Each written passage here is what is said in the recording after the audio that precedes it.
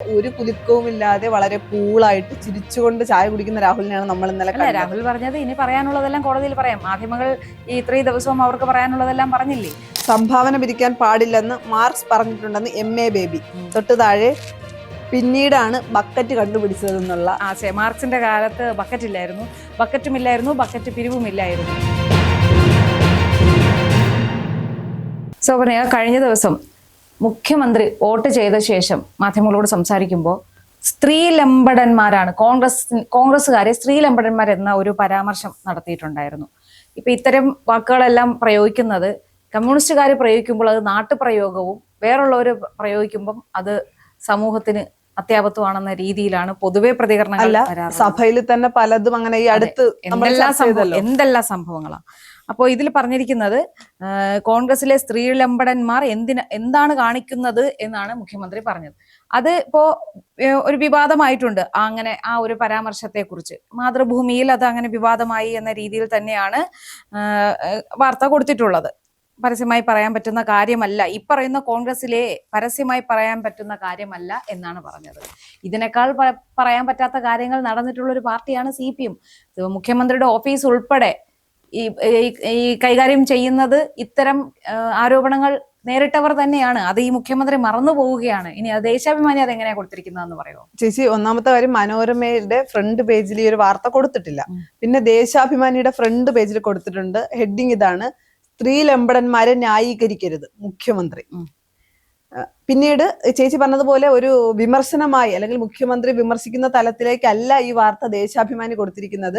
എന്താണ്, മുഖ്യമന്ത്രി എന്തോ വലിയ കാര്യം പറഞ്ഞു എന്നുള്ള ഒരു അർത്ഥത്തിലാണ്. കാര്യം സ്വാഭാവികമാണ്, ദേശാഭിമാനിക്ക് അങ്ങനെയല്ലേ കൊടുക്കാൻ. വിവാദമായി എന്നുള്ള കാര്യം അവർ മറച്ചു വെക്കുക. വിമർശനങ്ങൾ ഉണ്ടായെന്നും വിവാദമായി എന്നുള്ളതും മറച്ചു വെച്ചിട്ട്, അല്ലെങ്കിൽ അവർ അറിഞ്ഞിട്ടില്ല ദേശാഭിമാനി ഈ ഒരു വിവാദമായ കാര്യം. പിന്നീട് സ്ത്രീലമ്പടന്മാരെ ന്യായീകരിക്കരുതെന്ന് മുഖ്യമന്ത്രി.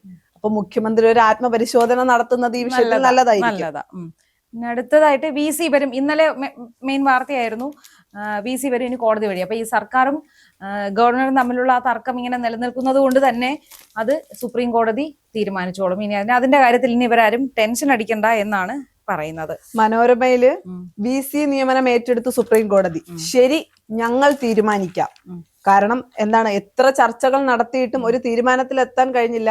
സുപ്രീം കോടതി ഇതിനു മുന്നേയും പറഞ്ഞിരുന്നല്ലോ ഇനി സുപ്രീം കോടതി തീരുമാനം എടുക്കുമെന്ന്.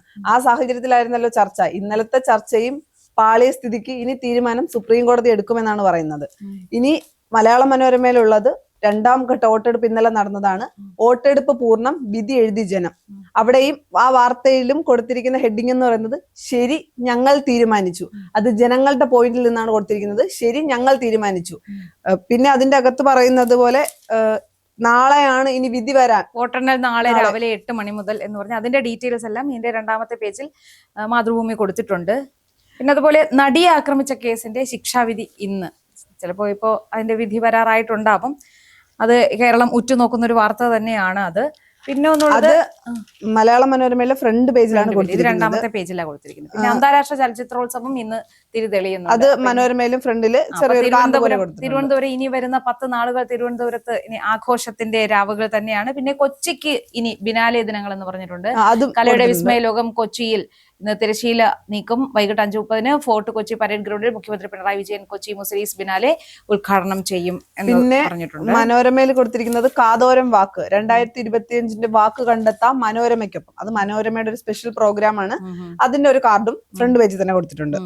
പിന്നെ ഏത് മൂഡ്, വോട്ടെണ്ണൽ മൂഡ് എന്ന് പറഞ്ഞ് ഈ തെരഞ്ഞെടുപ്പ് ഫലം വരുന്നതിന് വേണ്ടിയിട്ട് എല്ലാ സ്ഥാനാർത്ഥികളും ലഡുവെല്ലാം വാങ്ങി തയ്യാറായി ഇരിക്കുകയാണ് എന്നാണ് മാതൃഭൂമി പറഞ്ഞത്. എല്ലാത്തിലും നാളത്തെ എന്താണ് തെരഞ്ഞെടുപ്പ് ഫലത്തിനെ പറ്റി കൊടുത്തിട്ടുണ്ട്. പിന്നെ കൊടുത്തിരിക്കുന്നത് ഇന്നലെ നടന്ന പോളിംഗ്, അത് ആർക്കനുകൂലം, 3 മുന്നണികളുടെയും കാര്യങ്ങളും ഒക്കെയാണ് കൊടുത്തിട്ടുള്ളത്.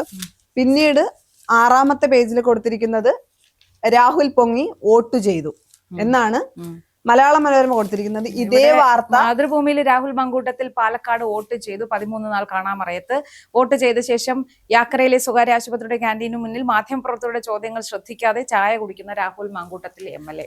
അതിന്റെ അകത്ത് ചേച്ചി അതേ വാർത്ത തന്നെ ദേശാഭിമാനി ഫ്രണ്ട് പേജിൽ കൊടുത്തിട്ടുണ്ട്. ജാമ്യം റദ്ദാക്കണം, രാഹുൽ സ്ഥിരം കുറ്റവാളി. ഇതിന്റെ അകത്ത് ഇന്നലെ മാധ്യമങ്ങൾ എത്ര ചോദ്യം ചോദിച്ചിട്ടും എന്താണ് മാതൃഭൂമി കൊടുത്തിരിക്കുന്നത് പോലെ ഒരു കുലുക്കവും ഇല്ലാതെ വളരെ കൂളായിട്ട് ചിരിച്ചുകൊണ്ട് ചായ കുടിക്കുന്ന രാഹുലിനെയാണ് നമ്മൾ ഇന്നലെ അല്ല, രാഹുൽ പറഞ്ഞത് ഇനി പറയാനുള്ളതെല്ലാം കോടതിയിൽ പറയാം. മാധ്യമങ്ങൾ ഈ ഇത്രയും ദിവസവും അവർക്ക് പറയാനുള്ളതെല്ലാം പറഞ്ഞില്ലേ. അപ്പൊ അതുകൊണ്ട് അത് രാഹുൽ കോടതിയിൽ അത് പറയട്ടെ. ഇനി അടുത്ത എഡിറ്റോറിയൽ. മാതൃഭൂമിയുടെ എഡിറ്റോറിയൽ സുരക്ഷാ ഓഡിറ്റ് സ്വാഗതാർഹം എന്ന് പറഞ്ഞിട്ടാണ് സംസ്ഥാനത്തെ ദേശീയപാത 66 നിർമ്മാണ മേഖലയിലാകെ സുരക്ഷാ ഓഡിറ്റ് നടത്താൻ ദേശീയപാത അതോറിറ്റി തീരുമാനിച്ചിരിക്കുന്നു. ഇതിന്റെ ഭാഗമായി കാസർഗോഡ് മുതൽ തിരുവനന്തപുരം വരെ 378 സ്ഥലങ്ങളിൽ മണ്ണ് പരിശോധന നടത്തും. ഈ ദേശീയപാത നിർമ്മാണവുമായി ബന്ധപ്പെട്ട് ഇപ്പം പലതവണയായി സർവീസ് റോഡുകളിൽ തകർന്നു വീഴുന്നത്. അപ്പൊ അതുകൊണ്ട് അതിന്റെ സുരക്ഷാ ഓഡിറ്റ് നടത്തുന്നു എന്ന് പറയുന്നത് മാതൃഭൂമിയുടെ ലീഡ് ന്യൂസും അതായിരുന്നു. അപ്പൊ അതുകൊണ്ട് അത് വളരെ സ്വാഗതാർഹം എന്ന് പറഞ്ഞ് അതിനെക്കുറിച്ചുള്ള വാർത്തയാണ്, അതിനെക്കുറിച്ചുള്ളതാണ് വിശകലനം ചെയ്തിരിക്കുന്നത് എഡിറ്റോറിയലിൽ. ഇനി മലയാള മനോരമയുടെ എഡിറ്റോറിയൽ വന്ദേമാതരം എന്ന ജീവമരണ പ്രശ്നം പാർലമെന്റിൽ ഉയരേണ്ടത് കാമ്പുള്ള വിഷയങ്ങൾ. എന്താണ്, പാർലമെന്റ് യോഗങ്ങൾ വളരെ കുറവാണ്. അപ്പോൾ ഇതുപോലെയുള്ള വിഷയങ്ങൾ ഒന്നിലധികം ദിവസങ്ങളെടുത്ത് ചർച്ച ചെയ്താൽ വികസനം, സർക്കാരിന്റെ വിലയിരുത്തൽ, ആവശ്യങ്ങൾ, ഇത്തരത്തിലുള്ള കാര്യങ്ങൾ ചർച്ച ചെയ്യപ്പെടാതെ പോകും എന്ന് പറയുന്ന വളരെ ഗുരുതരമായിട്ടുള്ള ഒരു കാര്യമാണ് മനോരമ ചൂണ്ടിക്കാണിച്ചിരിക്കുന്നത്. അതൊരു ശരിയായ കാര്യം തന്നെയല്ലേ. ഈ ഒരു വിഷയം 3 ദിവസമൊക്കെ ചർച്ച ചെയ്യുന്ന ഈ രാജ്യത്ത് വേറെ ഒരു കാര്യമില്ലേ ചർച്ച ചെയ്യാൻ. അതാണ്, ഇനി എന്താണ് വികസനത്തെ പറ്റിയും ഇനി വരേണ്ട മാറ്റങ്ങളെ പറ്റിയും ചർച്ച ചെയ്യാണ്ട് ഇത്തരം വിഷയങ്ങളിൽ തൂങ്ങിക്കിടക്കരുത് എന്നുള്ള ഒരു മെസ്സേജ്, അല്ലെങ്കിൽ അത്തരത്തിലുള്ള ഒരു എഡിറ്റോറിയലാണ് മനോരമ നൽകിയിരിക്കുന്നത്. പിന്നെ വരുന്നത് കേരളത്തിലെ ദേശീയപാത വികസനം ഓഗസ്റ്റ് 31 പൂർത്തിയാകുമെന്നാണ്. 2026 ഓഗസ്റ്റ് 31 ഈ പണിയെല്ലാം 64% പണി പൂർത്തിയായിട്ടുണ്ട്. ഇപ്പോൾ പാത നിർമ്മാണവുമായി ബന്ധപ്പെട്ട പ്രശ്നങ്ങളെല്ലാം പരിഹരിക്കും എന്ന് ആണ് മാതൃഭൂമിയിൽ കൊടുത്തിട്ടുള്ളത്. നിതിൻ ഗഡ്കരി അറിയിച്ചിട്ടുണ്ട് ഇക്കാര്യം. അപ്പോൾ ഓഗസ്റ്റ് 31 കഴിയുമ്പോഴേക്കും ഈ ഇപ്പോ ഉള്ള റോഡിലെ തടസ്സങ്ങളെല്ലാം നീങ്ങി ഗതാഗത യോഗ്യമാകും എന്ന് തന്നെയാണ് നമുക്ക് പ്രതീക്ഷിക്കാം. ഇനി മനോരമയ്ക്കകത്ത് മറ്റൊരു വാർത്തയുണ്ട്. മലപ്പുറത്തും കോഴിക്കോട്ടും കാസർഗോട്ടും കള്ളവോട്ട്. അത് വളരെ പ്രധാനപ്പെട്ട, എനിക്ക് തോന്നുന്നു ഫ്രണ്ട് പേജിൽ വരേണ്ട തരത്തിലുള്ള ഒരു വാർത്തയാണ്. പക്ഷെ 9ാമത്തെ പേജിൽ എഡിറ്റോറിയലിനൊക്കെ ശേഷമാണ് ഈ വാർത്ത കൊടുത്തിരിക്കുന്നത്. മലപ്പുറത്ത് സഹോദരന്റെ വോട്ട് ചെയ്ത യുവാവ് അറസ്റ്റിൽ. മരിച്ചവര് വരെ പല തെരഞ്ഞെടുപ്പിൽ വോട്ട് ചെയ്തിട്ടുണ്ട്. അതുകൊണ്ട് കേരളത്തെ സംബന്ധിച്ചിടത്തോളം അതൊരു പുതുമയുള്ള കാര്യമല്ല സഹോദരന്റെ വോട്ട് ചെയ്യുന്നതും മരിച്ച വ്യക്തികൾ വന്ന് വോട്ട് ചെയ്യുന്നതെന്നും.